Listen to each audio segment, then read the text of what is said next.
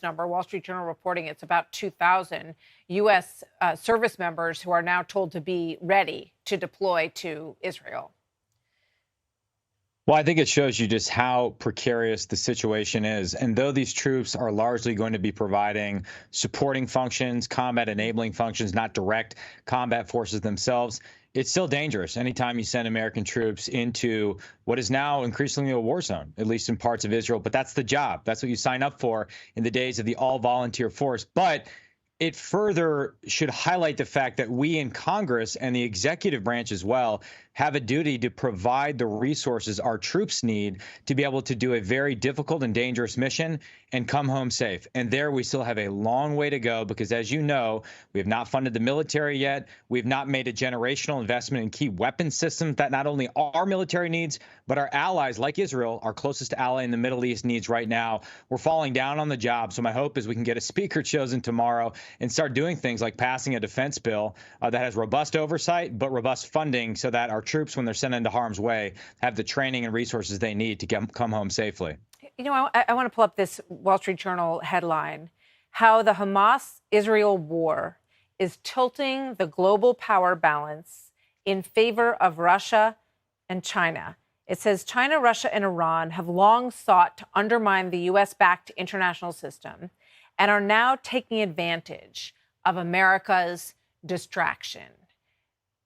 You know, this is a chilling report, and it's not a huge surprise. But how involved, either tacitly or directly, do you believe that Russia and China are in what we've seen play out in Ukraine, in Israel, all of these areas that are now very hot spots that the U.S. is involved in? Well, my view is that Russia and China have been waging a Cold War against the West for quite some time. America and our allies seeking to fray our alliance structures, seeking to benefit from our neo-isolationism and our retreat from the world stage. And increasingly, Iran is part of this axis of authoritarian powers that is arrayed against us. Now, can I prove to you that a signal went up in Beijing and Iran said we will execute and therefore Iranian proxies are executing attacks?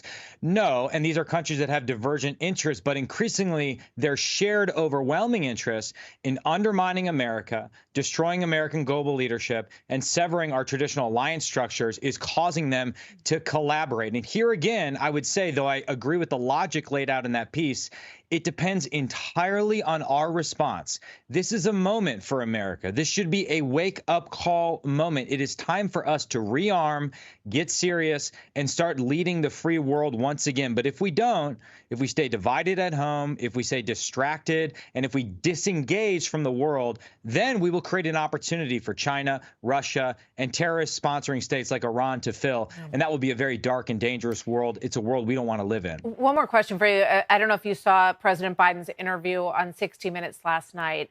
But, you know, he talked about the fact that he said yes to the question, do you support Israel's mission to end Hamas, to eliminate Hamas? And he said yes. I'm curious what you thought about, you know, sort of the posture of the president's answers. Were you satisfied with his answers last night in that interview?